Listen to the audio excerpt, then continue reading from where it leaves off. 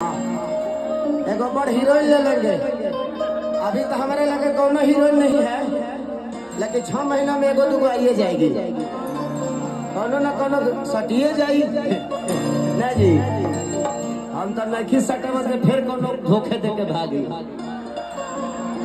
किया ढीला ढीला किया किया बुलेटिया लेके चला हम ओकर नचियो देखे जाना। आप लोग बड़े खुश नसीब हैं कि आपके पति आपके साथ रहते हैं।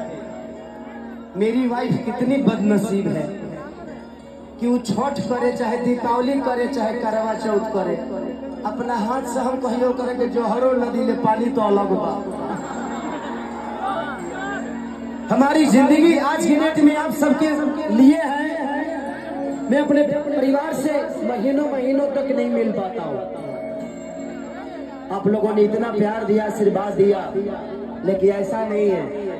मैं जाता हूँ तो मेहरारू के पास 5 दिन लगातार दिनों रात रहता हूँ।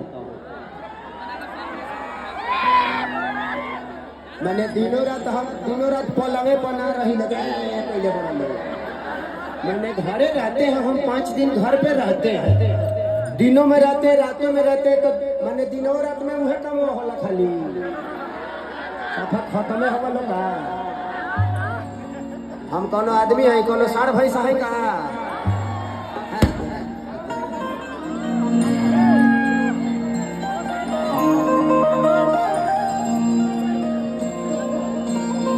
कि लगे सही है